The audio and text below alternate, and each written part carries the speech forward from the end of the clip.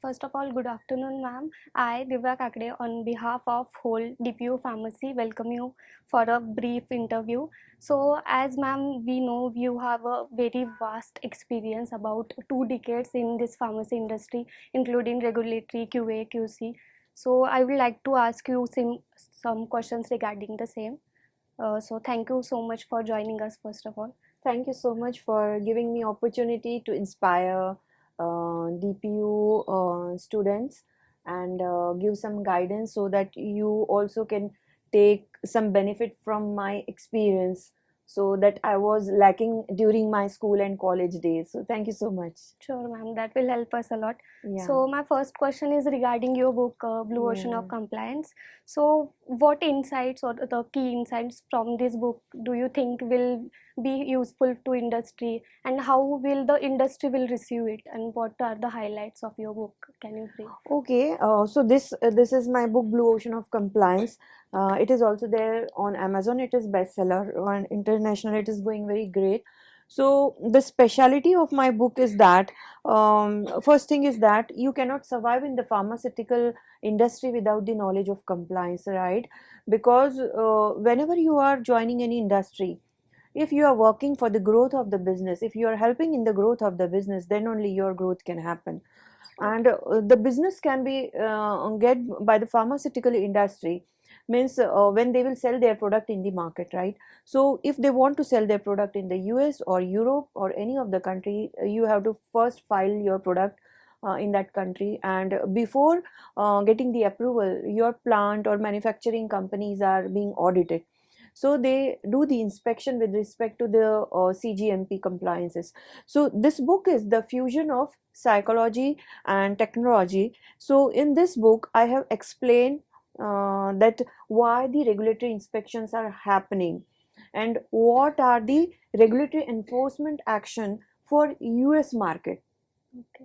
So that is there, and also there are very invisible factors which normally people are not able to see, because as a technical person or a scientist, what are the invisible factors are there on the site. If we will work on that, so level of compliance will be very high, and how the regulatory inspections are happening, why the regulatory inspections are happening, and what are the enforcement actions by the US FDA, that is US regulatory authority. So all those things are written in this book, and this is the fusion of psychology and technology, and it will help the not only the students, but means it is written based on the for the industry, the people who are working in the pharmaceutical industry, but yes, it is also very useful for the students also, so they will get the overall exposure of compliance, that what compliance is and about it. Absolutely, ma'am. We'll definitely read that book. Yeah, Yes. you should read. Ma'am, next question is, as we know, the generation or today's era is all about innovation. Whatever the previous experiences are, that they are important, but not that much as innovation. We need something innovative in every field. So, how do you balance innovation and this compliance thing in the industry, or what advice you would like to give to maintain?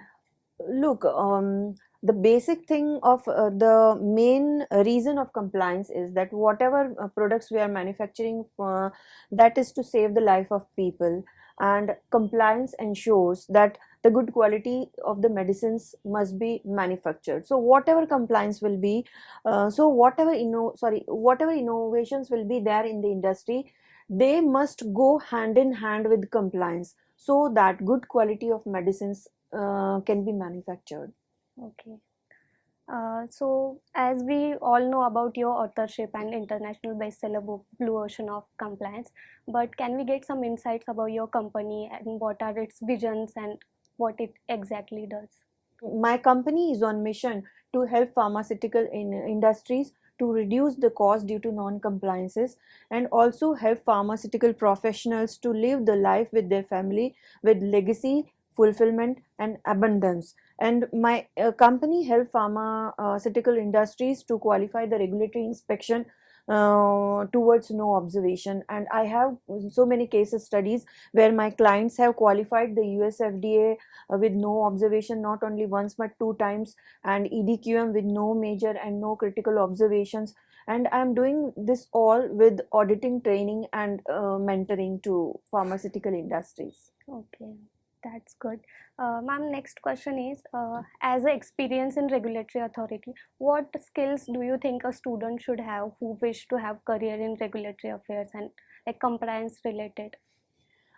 The student should go more with practical, because only reading the theory and doing the courses is not going to help you anymore, but you have to go on the shop floor, because when your technical knowledge will be blended with your practical experience, then you will be successful in your career. Okay. So whenever I have seen that there are many people who directly enter in regulatory affairs department, but they have the theoretical knowledge, but they do not know the practical problems on the site. They don't know how the product is manufactured. They don't know how the documents are filled. What is the good laboratory practices, good, what are the good manufacturing practices, how the product is manufactured. So they are not having the practical experience, so they are not able to present that to the regulatory authority.